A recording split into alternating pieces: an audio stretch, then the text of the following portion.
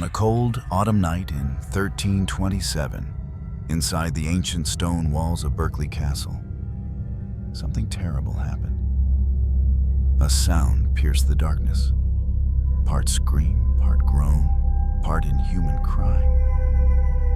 Then, silence. The torches on the wall flickered. Guards turned their faces away. No one dared speak of what they had heard. But the rumors had already begun to spread, rumors that would haunt England for centuries.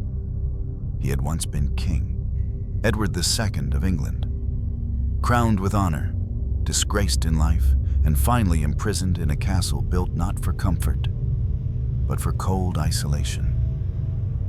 His fate? A mystery shrouded in blood, betrayal, and something worse. Some say he starved slowly in a damp cell. Others believe he was tortured, with each act of cruelty designed not to kill, but to make him suffer. And then there's the most horrifying story of all, the one whispered in the shadows, that he was murdered in a way so brutal, so calculated, it leaves a scar on history itself. This isn't just the story of a fallen king. It's the story of how power turns to paranoia, of how love becomes a weapon, and how the walls of Berkeley Castle still echo with the screams of a man history tried to forget. Cut to aerial footage of Berkeley Castle today. Gray stone, overcast skies. Berkeley Castle stands silent now, its courtyards empty, its towers cold. Tourists walk its halls unaware that beneath their feet, a royal prisoner once begged for mercy. Not from his captors, but from God. Because this isn't a fairy tale, it's a real story, and it's darker than fiction. Edward II wasn't born to be hated. He was a prince, a son of the mighty Edward I, one of England's fiercest kings. But while his father was called Hammer of the Scots, Edward II was softer, sensitive, artistic, and dangerously trusting. The court mocked him. The nobles plotted against him. But no one could have predicted how badly it would all end, how betrayal would come from every side. His advisors, his enemies, even his own wife. Cut to a map of England, slowly zooming in on Gloucestershire. Berkeley Castle is in Gloucestershire, surrounded by green hills and ancient trees. But in 1327, it was a prison of horrors, a place where sound died and secrets festered. The perfect place to hide a crime too monstrous for the public to ever accept. What happened behind those stone walls? And why does it still matter today? This is the story of Edward II, his fall from grace, his agony in chains, and his death, so gruesome it became legend. But legends don't scream. Before the screams echoed in Berkeley Castle, before the betrayal and humiliation, there was a boy born to rule. The year was 1284, and in the castle of Caernarfon, a prince entered the world.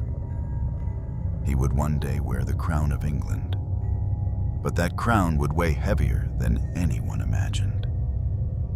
Edward of Caernarfon, the fourth son of King Edward I and Queen Eleanor of Castile, was never meant to inherit the throne. But after the deaths of his elder brothers, he became the heir apparent. From birth, expectations were placed upon him like iron chains, expectations he would struggle to meet. Edward, their first father, was a towering figure, literally and politically, known as Longshanks and the Hammer of the Scots. Edward I was a warrior king, fierce and uncompromising. He conquered Wales, crushed rebellions, and struck fear into his enemies. His son was different. Young Edward preferred music over warfare, the company of artists over knights, and peace over conflict. He was generous, kind, and often naive, qualities that made him loved by a few and despised by many. His early education was typical of a prince: Latin, law, chivalry. But he lacked his father's iron will. Where Edward I saw weakness, others saw danger. A king who didn't fit the mold of a warrior might become a puppet, or worse, a fool. Cut to scenes of the English court, councils, heraldry, knights training. As a teenager, Edward formed a powerful attachment to one man, Piers Gaveston, a knight of relatively low birth. They were inseparable.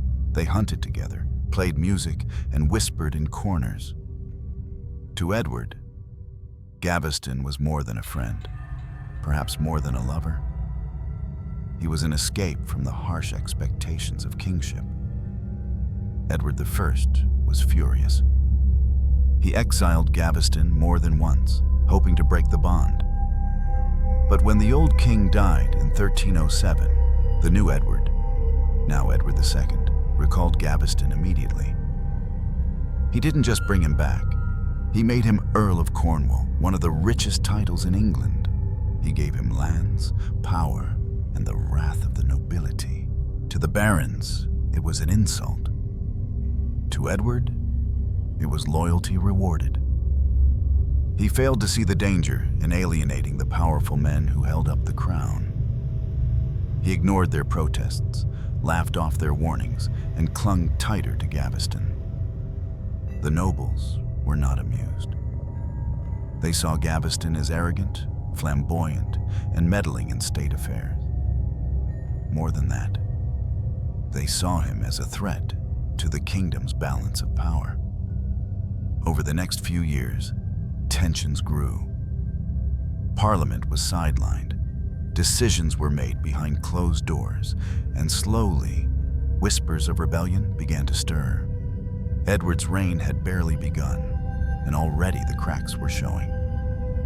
In 1311, the barons forced the king to accept the ordinances, a set of rules limiting royal authority and exiling Gaveston once again. But Edward defied them. He brought Gaveston back, and this time, the nobles didn't just protest. They hunted.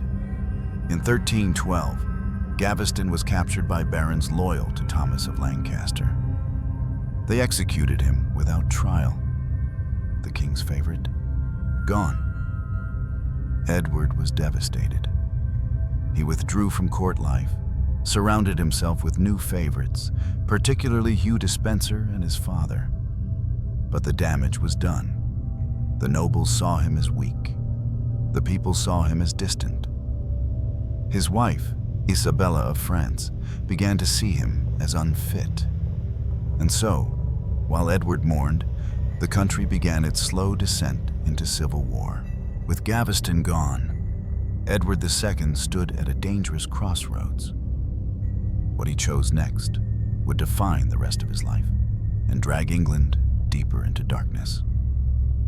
In 1312, the execution of Piers Gaveston left the king emotionally shattered and politically cornered. But rather than reconcile with the barons who had murdered his closest companion, Edward chose defiance.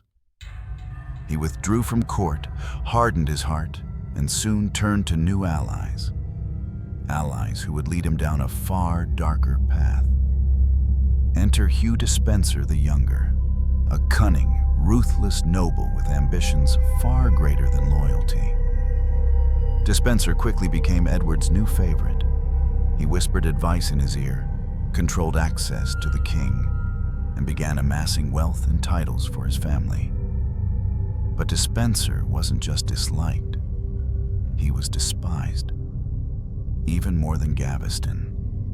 Between 1315 and 1321, Despenser and his father acquired vast lands, often by force or manipulation.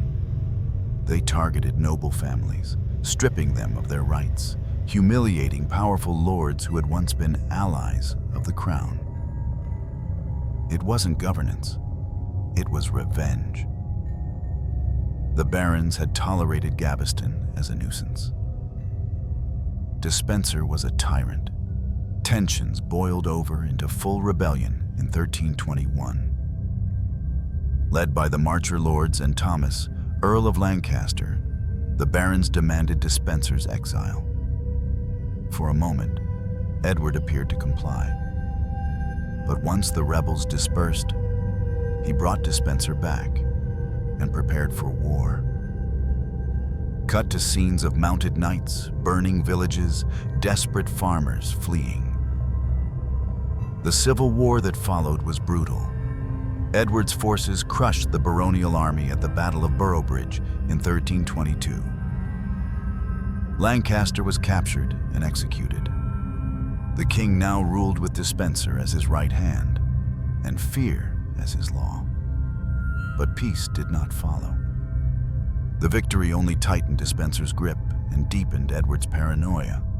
Executions became routine. Land was confiscated without trial. Nobles disappeared in dungeons or fled abroad. Worse still, England was suffering. Crop failures led to famine. The economy withered under heavy taxation. The war in Scotland dragged on with no victories. At Bannockburn in 1314, Edward had already suffered a humiliating defeat. Now, even the common people began to whisper, "This king cannot rule." And all this time, another figure watched silently, Queen Isabella. Married to Edward since 1308, Isabella of France had once been a loyal consort. But now, she saw her husband as a prisoner of Despenser, and herself as one too. Despenser had restricted her movements, taken her lands, and even attempted to control the prince, her son. When Edward sent Isabella to France in 1325 to negotiate with her brother, King Charles IV, he made a fatal mistake. She didn't return. In Paris, Isabella reunited with a powerful exile, Roger Mortimer. He had once rebelled against Edward and Despenser and lost. Now, with Isabella at his side, he plotted revenge. Their affairs scandalized the English court, but it also united two people with one common goal: the destruction of Edward II. In 1326, they invaded. Edward was caught completely off guard. He had alienated too many, trusted too few. Nobles defected to Isabella's side. Cities opened their gates to her forces. The people, exhausted by war and hunger, offered no resistance. In November 1326, Edward fled with Despenser toward Wales. But the net was already closing. They were captured weeks later. What happened next would change English monarchy forever. Despenser was tried, found guilty of treason, and executed in a spectacle of medieval cruelty.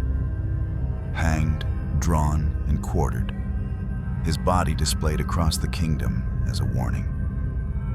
Edward was deposed. In January 1327, Parliament declared him unfit to rule. His teenage son, also named Edward, was crowned Edward III. But the former king would not be allowed to live free. He was sent to Berkeley Castle. There, in the damp shadows of Gloucestershire, began the final, chilling chapter of his life. Stripped of his crown, rejected by his wife, hated by his people, Edward II was no longer a king. He was a prisoner. And worse, he was a reminder of weakness, failure, and everything England wanted to forget. In the spring of 1327, Edward was taken to Berkeley Castle, a stronghold isolated among the hills of Gloucestershire. It was not a place for healing. It was a place where sound died and cold lingered. His jailers were John Maltravers and Thomas Gurney, two men loyal to Roger Mortimer. Their orders were clear: keep the king alive, but keep him broken. His continued existence served a purpose, but only as long as he was no threat. The conditions were cruel by design. He was locked in a small chamber above the castle's pig pens. The air reeked of filth and decay. The walls dripped with moisture. Rats skittered through the straw. His meals were irregular, sometimes moldy bread, sometimes nothing at all, and always the cold. Winter in Berkeley was unkind. The stone absorbed the chill and never released it. Edward's once regal hands, accustomed to gold rings, were now blistered and purple from frostbite. He huddled under a thin wool blanket, shivering, praying, sometimes sobbing. There were no books, no music, no conversation. He had once been king of England. Now he was alone with the sound of pigs and the weight of his memories. The physical decline was quick. By the summer, Edward had lost weight dramatically. His skin grew pale, almost translucent in the moonlight. His voice, once firm and ceremonial, had become a whisper, as though even he no longer believed he was real. But worse than the cold or hunger was the mental unraveling. Each day blended into the next. No sunlight marked the hours. Guards rotated silently, never speaking. There was no news from the outside. Was his son still alive? Did anyone care he was here? Did he even deserve freedom? He began talking to himself. At first, just reciting old prayers. Then muttering to long-dead friends, Gaveston, Lancaster, even Despenser. He cried out in sleep, flinched at shadows, and sometimes laughed for no reason at all. Madness, once a whisper in his enemies' accusations, had become his only companion. Some chroniclers later claimed that the jailers tortured him psychologically, that they would offer food and take it away, that they made him wear chains unnecessarily, that they forbade him to speak aloud. But whether or not these details are true, one thing is certain. Edward was no longer a man, but a shell. The one thing that haunted him the most was betrayal. His own queen had abandoned him. Isabella, his wife, the mother of his son, had become his jailer in all but name. And Mortimer, a man once exiled, now ruled in his place. Each night, he relived the moment they arrived on English soil. He saw Mortimer's soldiers chasing him through the countryside. He saw Despensers screaming as they dragged him to the scaffold. And he saw the crown, his crown, placed on the head of a boy too young to understand what had been stolen. Every attempt to comfort himself in prayer or memory eventually collapsed into silence. He began scratching words into the stone with fragments of bone. No one knows what they said. The walls have long since been scrubbed clean. But some say he wrote verses from the Psalms. Others claim it was only his name, over and over, as if trying to remember who he was. And then came the whispers. Visitors came and went from the castle. Letters were exchanged in secret. Some accounts mention a failed rescue attempt by loyalists, a plot to free him, smuggle him to Ireland or the continent. It never happened. Instead, Mortimer grew anxious. A deposed king was dangerous, even in chains, even broken. His existence alone could spark rebellion, rumors, or insurrection. And so, in the last days of summer, the plan shifted. Edward would no longer simply be forgotten. He would be erased. Some deaths are quiet, some are cruel. But the death of Edward II was something else entirely. A spectacle of whispers, pain, and legend. For no man suffers in silence forever. Edward had been in captivity for nearly a year. The cold cell at Berkeley Castle had done its work. He was physically frail, mentally fractured, and politically forgotten. But to Mortimer and Isabella, that was not enough. As long as Edward lived, he posed a threat, a rallying point, a name that rebels might still invoke. If not now, then someday. The question was no longer if he should die, but how. Killing a king, even a deposed one, was dangerous. It risked backlash from the church, the people, even foreign rulers. A quiet death was preferable. Something natural, unremarkable. But Edward's name would never go quietly. Cut to a dim, candlelit corridor. Footsteps, chains, whispers behind a closed door. It is said that in September 1327, a secret order was sent to Berkeley Castle. It contained instructions, coded, indirect, but unmistakable. Edward must die. But no wounds could be visible, no signs that could prove it was murder. What happened next is one of the most infamous legends in English history. On the night of 21st September, Edward was left alone in his cell. Or so it seemed. Two men, masked or hooded, entered after dark. The door was barred behind them. What happened in that chamber would never be confirmed, but it would never be forgotten.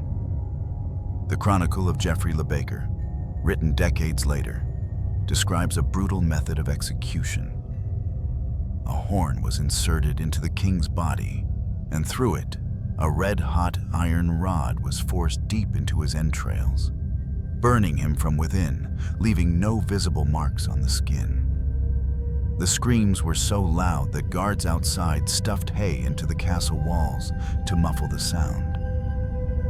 Modern historians debate the truth of this account. Some argue it was propaganda, a grotesque myth invented to demonize Mortimer. Others believe the story is partially true, distorted by time and horror. Regardless of method, Edward died that night. His body was found in the morning, lifeless, pale, oddly untouched. The official report claimed he died of grief or illness. A fitting explanation, perhaps, for a broken man. But no one believed it. Not really. The aftermath was just as strange. There was no public display of the body, no immediate burial. Instead, Edward's corpse was embalmed and quietly transported to Gloucester Abbey, where it would be interred in a ceremony devoid of state dignity. A handful of mourners, no royal mourning period. But the rumors had already spread. Whispers in the court, in taverns, in churches, that the king had not simply died, that he had been martyred by cruelty, that his death was unnatural, perhaps even satanic. For centuries, the manner of Edward's death would haunt the English conscience. The tale of the red-hot poker became folklore, repeated in plays, books, and gossip for generations. But what's more disturbing than the legend is the silence that followed it. Isabella and Mortimer offered no explanation. They simply moved on. Mortimer seized power, ruling through Edward III as regent. Isabella was now Queen Mother with unprecedented influence. But truth has a way of rising. A few years later, Edward III, now a teenager, began to question the past. He asked about his father, about Berkeley, about that night. The answers were never satisfying. In 1330, Edward III seized power from Mortimer, arrested him, and had him executed for treason. Isabella was spared but removed from power. Though he never publicly accused them of murder, the symbolism was clear. The son had not forgotten the father. The ghost of Edward II still walked the halls of power. The last days of a man are rarely known to history. But in the case of Edward II, those final hours, trapped in silence, haunted by ghosts, tell a story louder than any coronation trumpet. Fade in, a candle burning low, cold stone walls, whispered prayers in Latin. After months of degradation, illness, and despair, Edward II's body was nearing its limit. But his mind, fractured as it was, refused to let go. He clung to fading images, the throne at Westminster, the laughter of Piers Gaveston, the face of young Edward III as a child. Sometimes he smiled to himself. Other times he cried out to shadows, calling for people who had long since died or abandoned him. In those final days, Edward began talking aloud more frequently. Not to his jailers, who said nothing, but to the stones, to the wind, and perhaps to God. He spoke of guilt. Guilt for failing his people, for letting Despenser rise too high, for ignoring warnings, for not being the king his father demanded, for losing his crown, his friends, his nation. He blamed himself for Bannockburn, for famine, for exile. And yet, through the fog of broken reason, he also clung to a dangerous belief. I was still king, I never gave it up. It was stolen. He repeated those words, stolen, not lost, over and over again. Not out of pride, but out of need. A need to remember who he had once been. Because if he wasn't a king anymore, what was he? Nothing. In his moments of clarity, Edward tried to write. Scratching notes with bits of stone, etching small prayers or names into the wall. Illegible now, erased by time. It was as if he was leaving behind pieces of himself. A memory trail through madness. He no longer feared death. What he feared was being forgotten. It's believed that in his final 2 days, Edward was not fed. Whether as punishment or as preparation is unclear. His cell remained dark. The only light came from a single candle, one that burned so low, even its flame seemed to tremble. He spoke less, slept more, drifted between dreams and memories. He saw his coronation again, his father's face, stern and proud, his mother's hand on his shoulder, Gaveston laughing in a sunlit garden. But those memories always ended the same way. Cold, chains, screaming, the darkness of the present rushing in to devour the past, one night before his death. It's said that Edward repeated the Lord's Prayer for hours. His voice cracked. He wept openly. Whether out of fear or repentance, no one knows. And then, sometime in the early hours, he stopped. No more prayers, no more whispers, only the sound of his breath, slow and uneven. Later, when the jailers found him, he was motionless, pale, eyes open, mouth slightly parted. Was he murdered? Was he starved? Was he poisoned? We may never know. But what is certain is that Edward died not as a tyrant or fool, but as a man, alone, terrified, lost in a labyrinth of guilt and grief. There are deaths that history records in glory, on the battlefield, in the throne room, in triumph. But Edward II died in a place meant for forgetting. And yet, his final breath would echo louder than any war cry. It was the night of 21st September 1327. Autumn winds scraped the castle walls like fingers against stone. In the darkness of Berkeley Castle, something moved. Edward had been unresponsive for hours. His body, worn thin, covered in sores, weak with hunger, lay curled in the straw. His skin was pale, his mouth dry, but his eyes remained open, staring into the candlelight as if searching for someone or something. Two men entered the cell, cloaked and silent. Their names, long buried in the folds of treason, are known only to history's brave whisperers, Thomas Gurney and John Maltravers. They did not speak. They had no need. The orders had already been written, not in law, but in implication. The king must die, and no mark must show. What happened next has been debated for centuries. Some say Edward never moved, that he had surrendered to death already, and his killers only delivered the formality.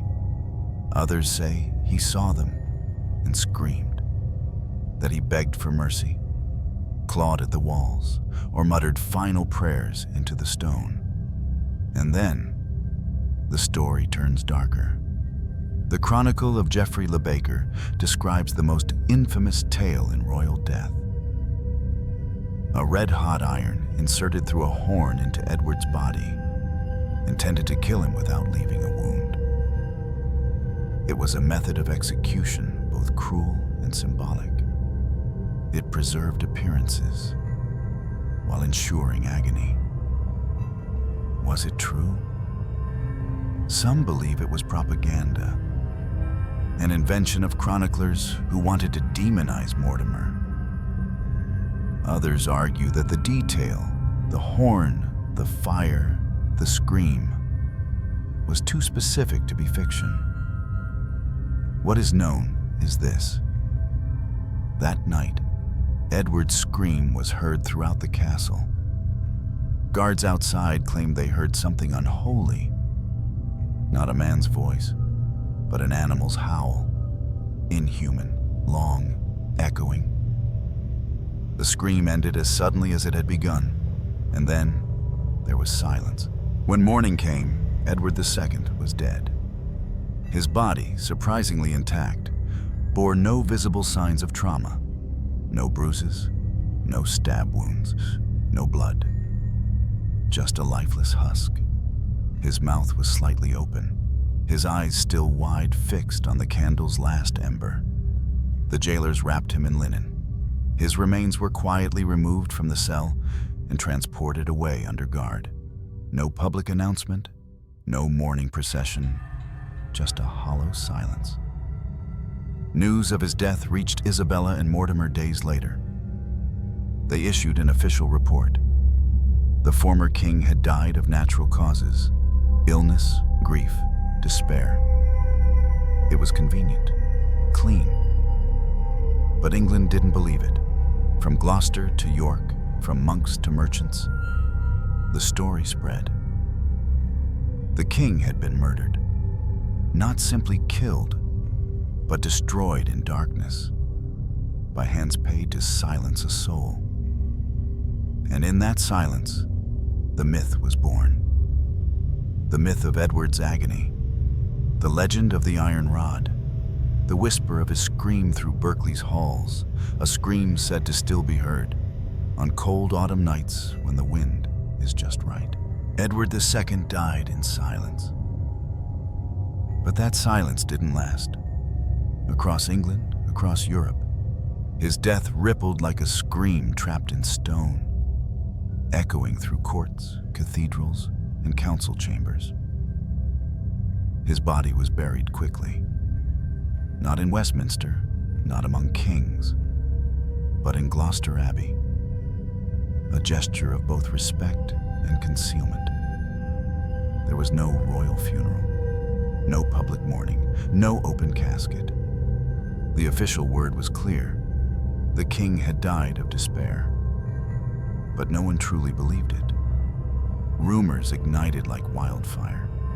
His death was too convenient, the circumstances too quiet, the timeline too precise. Clergy whispered of murder, nobles gossiped about torture, The people began to speak his name not with scorn, but with pity. And in secret, some began to call him what he never was in life, a martyr. In France, Edward's brother-in-law, King Charles IV, demanded an investigation. Even the Pope reportedly expressed concern over the manner of death. But Isabella and Mortimer had already moved on. They now ruled England in the name of young Edward III. Mortimer, once a rebel and exile, was now de facto ruler. He styled himself as protector, regent, guardian of peace. But behind closed doors, he grew paranoid, violent, controlling. And Isabella? Once the heroine of England, she now faced the cold stares of her own court. They remembered her beauty, her courage, but they also remembered her betrayal, her abandonment of a husband, her affair with a traitor, her silence at a murder. The crown weighed heavy on their shoulders, and even heavier on their souls. Across England, the people began to whisper something dangerous. The boy should be king, the real king. And that boy, Edward III, now in his teens, was listening. He had heard the rumors. He had asked the questions. He had read the accounts. His mother would not tell him the truth. Neither would Mortimer. But the silence said everything. In October 1330, Edward III struck. He led a surprise coup at Nottingham Castle, capturing Mortimer and placing his mother under house arrest. It was bloodless, sudden, and absolute. Mortimer was executed for treason. No trial, no confession, just the blade. Isabella was spared, sent into quiet exile, living out her days in semi-luxury, her reputation never fully healed. Edward III never publicly accused them of killing his father, but he reburied Edward II's memory with honors. He restored royal dignity to the Gloucester tomb, funded pilgrimages, even commissioned prayers in his father's name. Some say he knew the truth. Others say he simply wanted peace. But the message was clear. Edward II's death was not forgotten. Beyond England, the impact was deep. Chroniclers debated his legacy. Was he weak? Was he a victim? Was he both? In literature, he became a tragic figure, immortalized by poets, playwrights, and historians, not for his rule, but for his fall. Even centuries later, historians would argue over whether he had truly died at Berkeley Castle. Some claimed he escaped, lived in exile under disguise. That letters and testimonies suggested a life beyond 1327. Was it hope? Fantasy? Or was it history trying to give him the peace he was denied in life? Edward II, the unwanted king, had become something more than a man. He had become a symbol of power misused, of love scorned, of a crown that crushed as much as it crowned. And in that legacy, something very human endured. Long after the stone walls of Berkeley Castle have crumbled, long after kings and queens have passed, the shadow of Edward II still lingers, not in glory, but in uncertainty. Edward II is one of the most enigmatic figures in English history. His rule was marked by failure, rebellion, and humiliation. But his death, cloaked in mystery and myth, elevated him beyond politics into legend. And legends, like all powerful myths, refuse to stay buried. For centuries, historians, theologians, and even playwrights have debated what truly happened in 1327. Was Edward really killed? Was he tortured with the infamous red-hot poker? or did he escape? The earliest chroniclers were divided. Some, like Geoffrey Le Baker, painted a scene of horror and martyrdom. Others offered vague descriptions, natural causes, God's will. Few agreed on the facts. All agreed on one thing: Edward died badly, or not at all. In the late 19th and early 20th centuries, new documents emerged. Letters from Europe, written in code, hinting at a living Edward in exile. One, known as the Fieschi Letter, claimed Edward escaped from Berkeley Castle with help from loyalists and lived in Italy under the name William the Welshman. The letter, sent to Edward III, describes Edward II's escape from prison, journey through Ireland, and eventual arrival in a hermitage in Lombardy. Historians have debated its authenticity for decades. Some say it's a forgery, an elaborate ruse to undermine Mortimer and Isabella. Others believe it holds a grain of truth, especially given the fact that Edward III never punished the messenger. Could it be that Edward III spared Mortimer not out of mercy, but out of compromise? Could Edward II have watched from afar, in secret, as his son ruled in his place? We may never know. Regardless of how he died, Edward's reputation transformed after death. During his life, he was called weak, foolish, even effeminate. He was mocked for his love of art, his trust in friends, and his lack of military success. But centuries later, those very traits became the foundation of a reevaluation. Modern historians now view Edward not as a tyrant, but as a tragic figure. A man caught between two ages, the brutal feudalism of his father and the more human complexity of a new era. He ruled in a time that demanded strength, but yearned for softness. He was not the king England wanted, but perhaps the one it needed to pass through a storm. In literature and drama, his image shifted. Christopher Marlowe's play, Edward II, painted him as a doomed romantic, a victim of passion and politics. Later adaptations leaned into his rumored sexuality, portraying him as England's first queer monarch, a man punished for love. While historical accuracy remains debatable, the emotional truth resonates. Edward's real legacy may not be the crown, but the conversation. Even today, questions remain. Did he die at Berkeley Castle, or in a monastery far from home? Was he a weak ruler, or a man ahead of his time? Was his death justice, or murder? The truth, perhaps, is buried with him. Or maybe not, because in every historian's debate, in every student's textbook, in every visitor walking through the damp corridors of Berkeley Castle or Gloucester Abbey, Edward II still breathes. And in that breath, we find not a king of power, but a king of consequence. History remembers kings by their victories, their wars, their wealth, their walls. But some are remembered not for what they built, but for how they broke. Edward II was not a warrior king.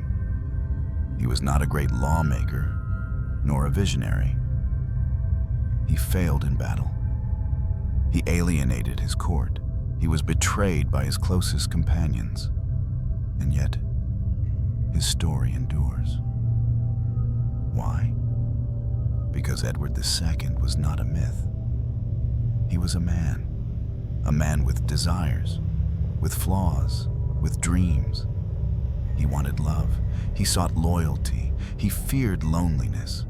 And in those ways, he wasn't less of a king, he was more of a human. What does it mean to be powerful if your heart is never safe? In Edward's tragedy, we see ourselves, not in thrones or palaces, but in the search for meaning, in the pain of being misunderstood, in the longing for someone to hear our voice, especially when that voice is silenced. He ruled a kingdom that wanted a hammer. He offered them a hand. They crushed him for it. What can we learn from him? That leadership without empathy is tyranny. That cruelty wears many masks, not just swords, but silence. That even in the halls of power, the greatest pain is to be alone. Edward's life warns us of what happens when compassion is seen as weakness, when difference is punished, and loyalty is weaponized. His death, whether in fire or starvation or exile, wasn't just the end of a man. It was the end of innocence in a brutal age, and the beginning of a question we still ask. Can a gentle heart survive in a cruel world? And yet, Edward's legacy is not only grief, because in the centuries that followed, the world began to change. Ideas of individual dignity, personal freedom, and emotional complexity entered our histories. Artists reimagined Edward as a martyr, scholars debated his fate, and everyday people visited his tomb not to honor a king, but to remember a soul. And there, perhaps, lies his redemption. Because if a forgotten king, left to die in the cold, can still touch hearts 700 years later, then suffering is not the end of the story. It is the beginning of understanding. Edward II lost everything, but in his loss, he gave us something precious. The reminder that even kings are human. Edward II's life is a tragic but timeless reminder that power without empathy is brittle, and identity without acceptance is dangerous. In a world that demanded strength, he showed emotion. In a court that valued dominance, he offered trust. And for that, he was broken, not only by enemies, but by the system that crowned him. We learn that true leadership isn't measured in victories or titles, but in how one holds their dignity when everything else is taken away. His suffering exposes the cost of dehumanizing others, and how history often silences those who don't fit its mold. To me, Edward II represents the deeply human side of monarchy, a man trapped between two worlds, the brutal expectations of kingship and the fragile needs of the human heart. His tragedy is not just political, it's emotional, existential. What resonates most is not how he lost his throne, but how he never truly fit into it. He reminds us that vulnerability is not weakness, and that being different is not failure. It's painful to know that his tenderness, his trust in friendship and love, became the tools used to destroy him. And yet, centuries later, we're still talking about him, not as a failed ruler, but as a symbol of forgotten humanity and power. That, perhaps, is the quiet triumph that outlived the torture.